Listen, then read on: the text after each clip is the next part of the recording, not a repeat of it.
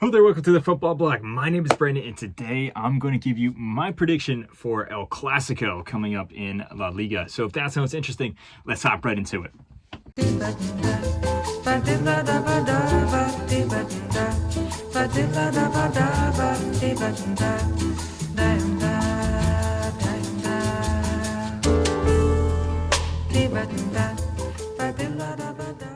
So the first El Clasico between Barcelona and Real Madrid, of course, the famous matchup, is here for this season, the 2025-2026 season. We have a matchup here in La Liga, the first of the two matches between these two teams in this season, of course.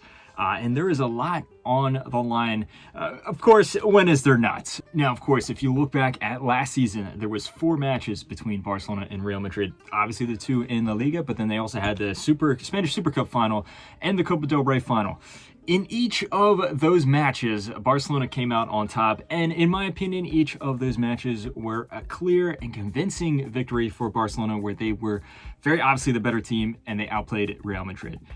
Now, spoiler alert, I don't think that it's going to be the same case this time around. I think it's going to be a much closer game. Both teams are heading into this game in a bit of a shaky form, which we'll get onto in a second. Now, if you look at the La Liga table, Real Madrid is currently top of the table. Barcelona is second, and there's only a 2-point gap. So whoever wins this game, if there is a winner, will have a commanding lead in this very early stage of the La Liga title race, in my opinion.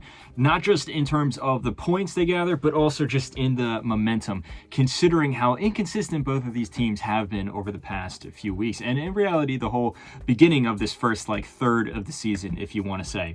Now, if you look at their most recent matches, I think that tells a lot about the state that both of these two teams are in right now. Both of these teams most recently have played a game in La Liga as well as a game in the Champions League, which has just concluded as of recording this video. Looking at Real Madrid, who is the home team this time around, their most recent La Liga game was a 1-0 win over Getafe, with some controversy behind it. There was a red card given to Getafe there. It's a very close 1-0 victory there. And it's kind of a typical Real Madrid performance, in my opinion, where they necessarily weren't amazing. They weren't illustrious or anything like that. They were probably the better team, you could say. And they just did enough with the star power that they have to come out on top. It's a very similar case in their most recent win in the Champions League. Another 1-0 win, this time over a much more serious opponent. It was over Juventus.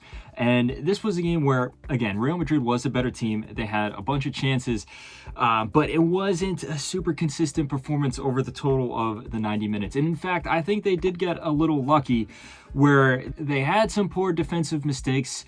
Juventus almost capitalized on it, but due to offensive mistakes from Juventus, they did not, allowing Real Madrid to come out with a 1-0 victory there. 2 wins on the trot. Again, not the best performances, but they are going into this Clasico in winning form. Now, across the pond, you look at Barcelona, and they had a La Liga victory over Girona last weekend. It was a 2-1 win, and it was a game that was very interesting, where Barcelona started off the game, first 15-20 minutes, and it looked like the Barcelona of last season. They were pummeling Girona. They scored a very nice goal from Pedri, but then their high line got exposed yet again. Girona got back into the game. Girona started getting chance after chance. They eventually scored off of a set piece. Amazing goal from Axel Witsel, blast from the past there. And then from that moment on, it was very up and down. Barcelona had a few chances, but it looked like they lost their cutting edge. They grabbed a very light winner with Ronald Araujo coming off the bench, playing as basically a backup striker. He scored to win 2-1 there. And this was a game that, yes, it's very important 3 points for Barcelona, but we can't forget that Girona is one of the worst teams in La Liga at this moment. They are hemorrhaging goals. So the fact that Barcelona had to score a last-minute winner against Girona is not necessarily a good look, even if it is important for morale and obviously for the points there. Now, Barcelona had a very different game in the Champions League against Olympiacos.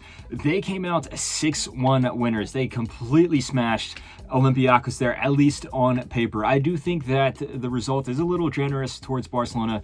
Now, granted, obviously they were the much better team throughout the entirety of the game. But even as a Barcelona fan, I have to admit Olympiacos got a bit of a hard deal with that red card there, which did change the complexion of the match slightly. It was a bit of a harsh red card in my opinion. And still, Olympiacos did have a bunch of chances. They did exploit that super high line that Barcelona does employ. But at the same time, the form that some of the players Barcelona have going forward, in particular Fermin Lopez and Marcus Rashford, was phenomenal to watch, and that really put Olympiacos to the sword come the end of the 90 minutes there. So, if you look at both Barcelona and Real Madrid, they are heading into this games in winning form. But both of them, as I mentioned before, have some very clear flaws. Yes, there is an injury crisis that both of these teams are going through. Real Madrid had a awful injury crisis last season, and they're still kind of recovering from that. Barcelona at the beginning of this season has gone through some serious injuries to some top players. Now, it does look like some of them will be back for this game. Obviously, Lamine Yamal has been back for a few games now. He doesn't look 100% in my opinion, but he's still there. Each performance, he looks like he's getting back to that form that we all know that he can play up to. Robert Lewandowski looks like he will be out at the time of recording this video, versus Rafinha looks like he will be back for this game. Now, granted, this will be his first game back in a bit, so it remains to be seen what form he's going to be in, if he starts, if he won't start, etc.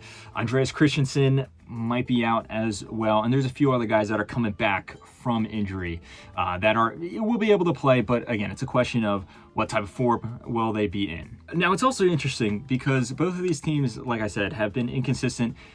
For the most part, though, they have been winning their games, even if the results aren't really matching their performances. They have been winning games. But at the same time, both of these teams have had a heavy loss in recent memory. Barcelona got completely dismantled by Sevilla there just a few weekends ago. An embarrassing performance, the worst performance under Hansi Flick in my opinion. And then Real Madrid also got torn to shreds by Atletico Madrid not too long ago as well. And that was a very interesting game where Real Madrid actually was the better team in my opinion in the first few opening stages of the match, but then they completely capitulated and they ended up losing 5-2.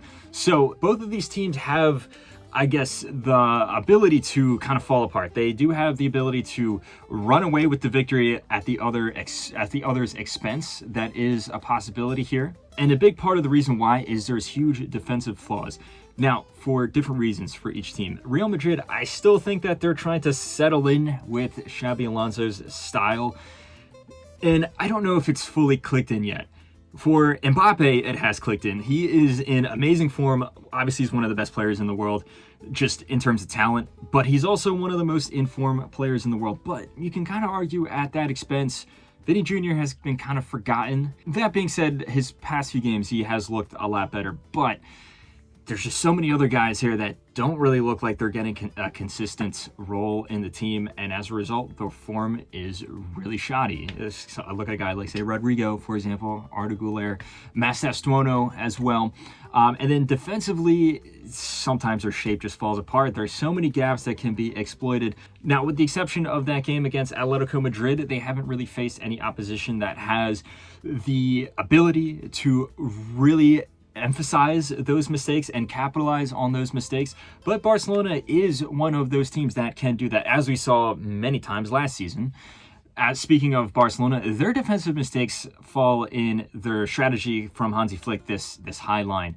And this is a strategy that I think there's a twofold answer to this. One is that I think a lot of teams, especially in the Liga, are used to this style.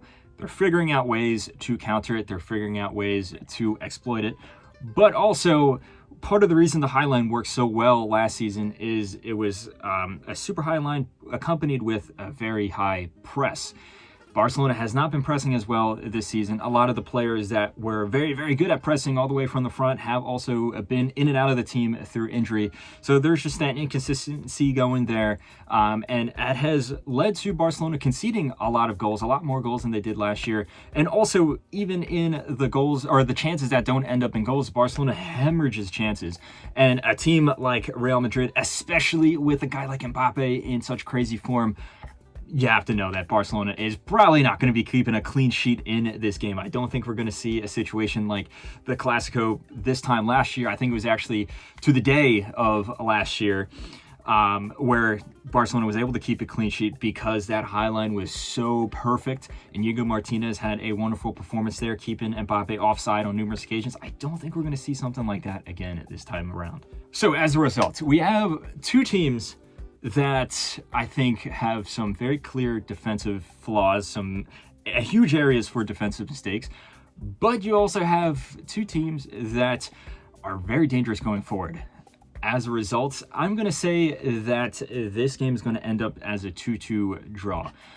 You can argue that Real Madrid is in slightly better form, but still, I think the electric nature of Barcelona's forwards is going to deny them from grabbing a win here in their home stadium. Also, Barcelona does tend to perform well in the Santiago Bernabeu. That must be said. So I'm going to say 2-2. I think that we're going to see 2 goals from Mbappe and then a goal from Fermin, and I'm going to say a goal from Pedri. He has been in pretty good goal scoring form this season, and he has a few goals against Real Madrid already. So, like I said, 2-2. It's not really going to move either team much further in the title race, in my opinion.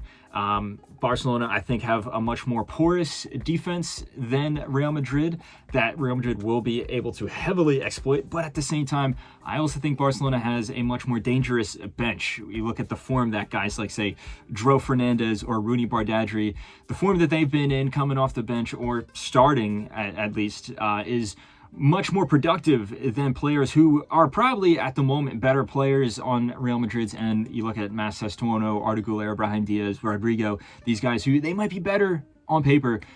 They're not in the same form of the guys that Barcelona can bring up. So I think both of these things, they'll cancel each other out. It's going to be a 2-2 draw. Probably going to be a pretty exciting game. I hope it's going to be an exciting game. As a Barcelona fan, of course, I hope Barcelona come out on top.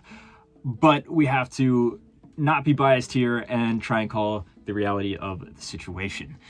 So let me know what you think of this match. Do you agree? Do you disagree? Do you think that Barcelona has enough to come out on top, that, you know, maybe that high press will work and it's going to work hand in hand with the high line? Or do you think that Real Madrid, with the form that Mbappe is in, it's going to be able to compensate for their own defensive flaws? Do you think it's going to be a heavy victory in either favor of either team? Or do you think it's going to be a 0-0, very boring draw? Let me know all your thoughts in the comment section below. Don't forget to like and subscribe. Share this video with a friend. Follow the Football Bloc on social media. But anyway, guys, my name is Brandon. This has been the Football Bloc, and I hope you have a nice rest of your night.